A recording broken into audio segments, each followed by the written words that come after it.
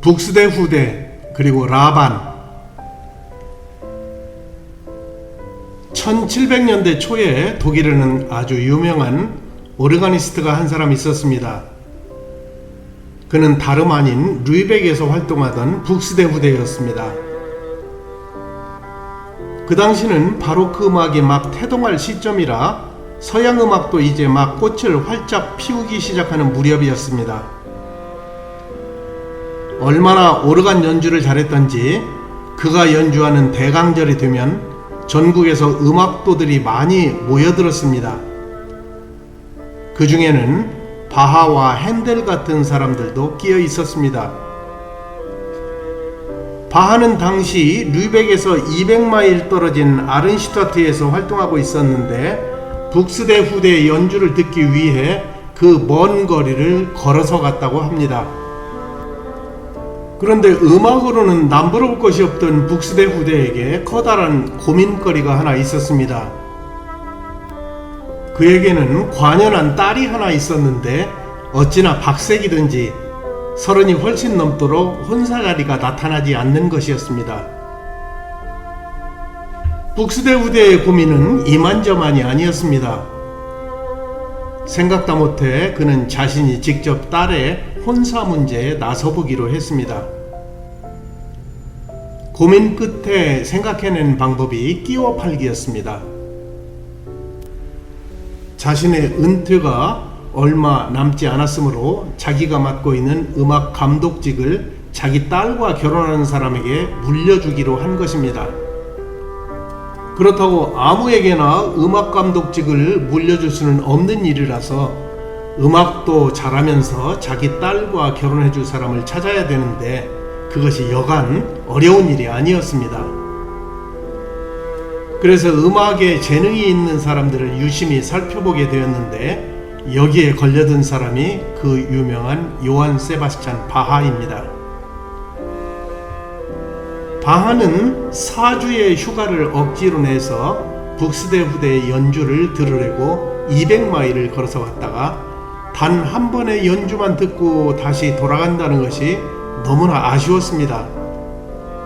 그래서 몇 주를 더 머물러 있었는데 북스대 후대의 눈에 들게 되었습니다.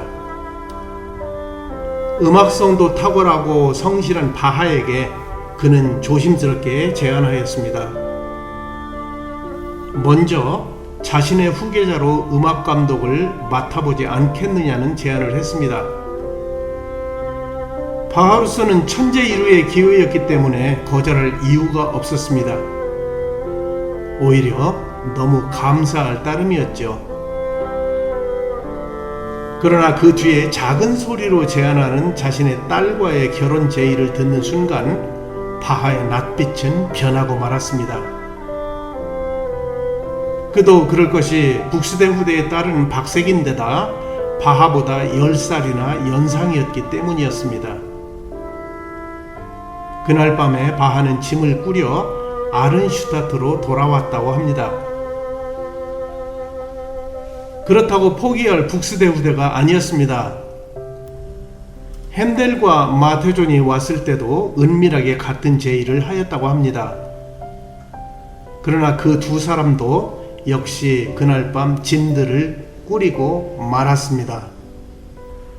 결국 음악적 재능이 부족하였던 북스대 후대의 조수 시퍼데커가 음악 감독직을 승계하는 조건으로 그의 딸과 결혼했다고 합니다.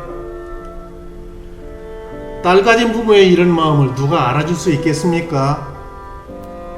라반도 역시 같은 고민에 빠지지 않을 수 없게 되었습니다. 라헬은 걱정할 필요도 없었습니다. 예쁘고 거기다가 그녀를 열렬히 사랑하며 성실하게 일만 하는 야곱이 있기 때문이지요. 야곱이 아니더라도 라헬 정도면 사육감들이 얼마든지 줄을 서지 않았을까요?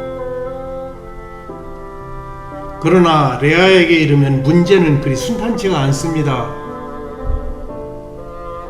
알력도 부족하고 총명도 없는 데다 나이도 많은데 라헬이 먼저 결혼해버린다면 라반으로서는 참 난감할 수밖에 없는 입장에 처하게 되겠지요.